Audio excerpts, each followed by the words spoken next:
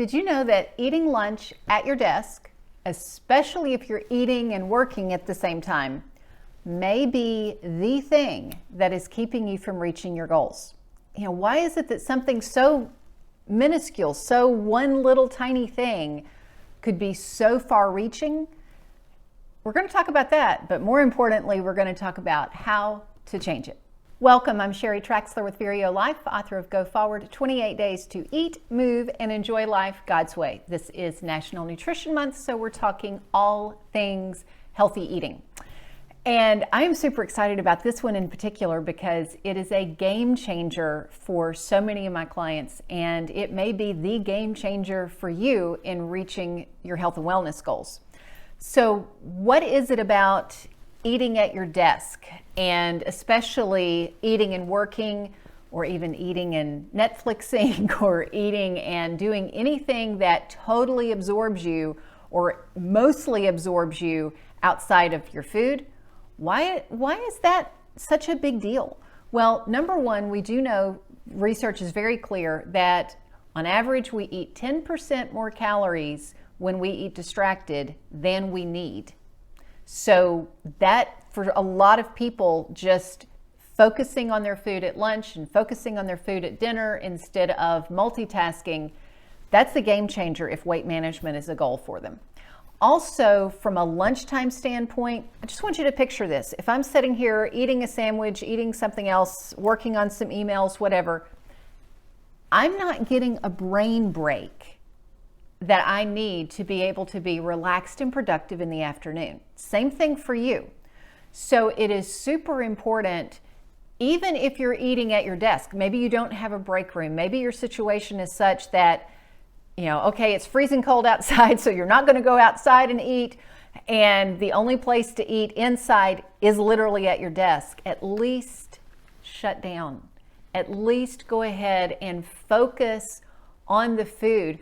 One idea that it's fascinating, but it works, is change offices with a coworker. If you're in a setting that you've got different offices, you don't have a break room, you can't go outside to eat, your car is 2 miles away, so you can't, whatever the situation is, it's like, let them eat in your office and you eat in theirs, or you go eat in their office.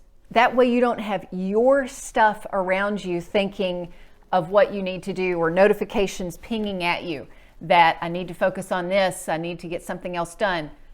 You deserve 10 minutes. You deserve 15 minutes at least to focus and relax on your food, so it's going to reset your mind, your emotions for the afternoon.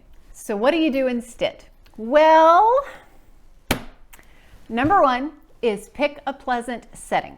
If you do need to eat at your desk, I've got a couple of ideas for you. If you can, go to a park, go to a break room. I have eaten in my car.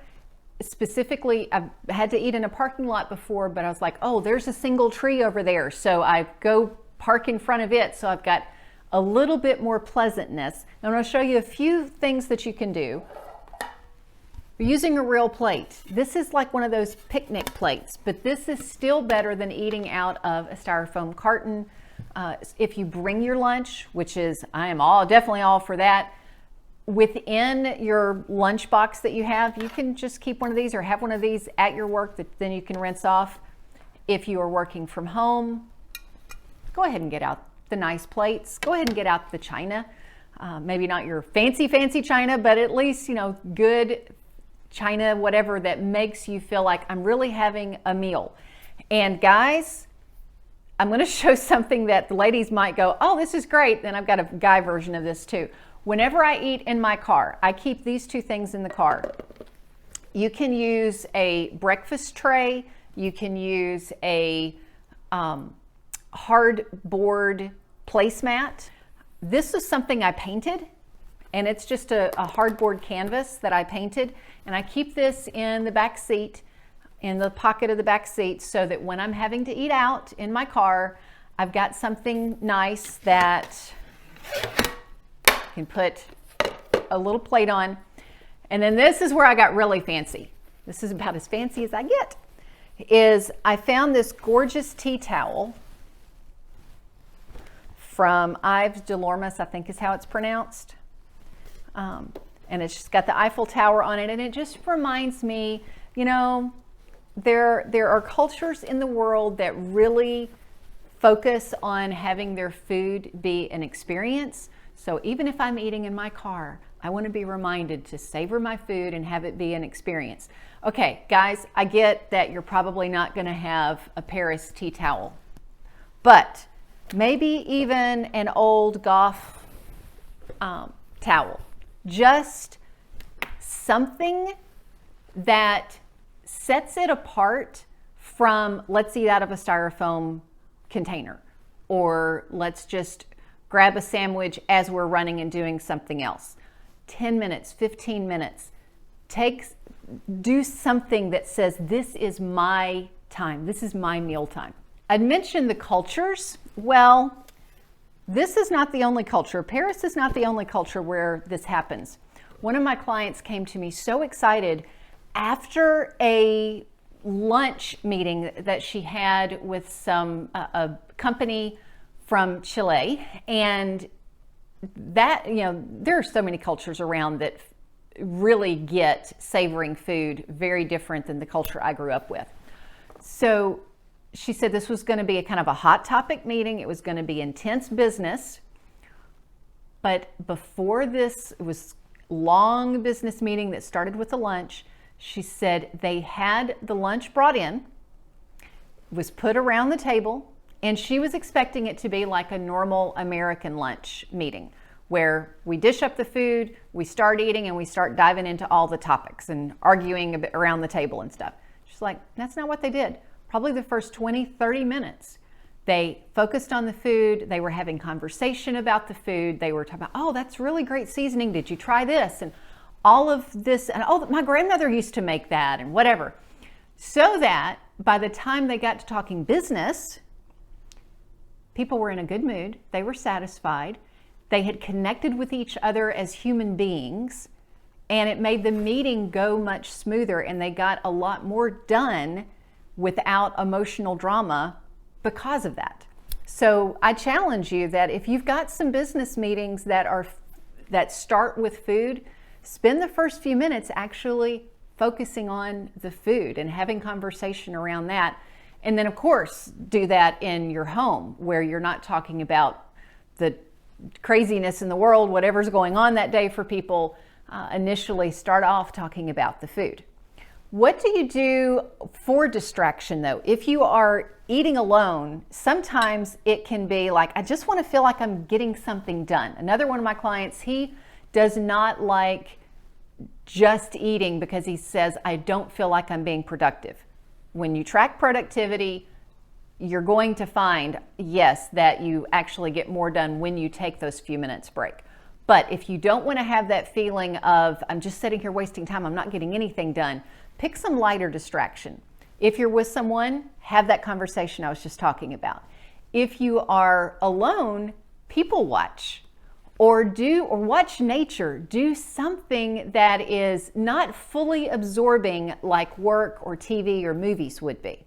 And this last tip this one's tough for me, and it relates to picking a lighter distraction because you've got to be willing to be bored.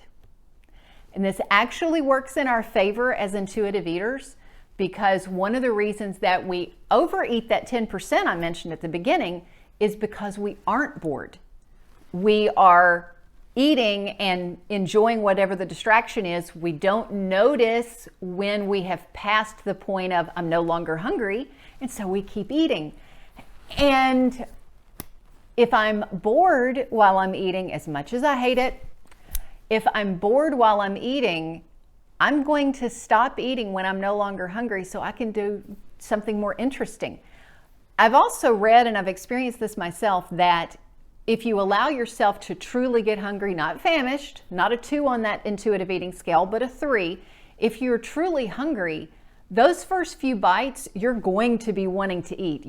You're not as concerned about being distracted.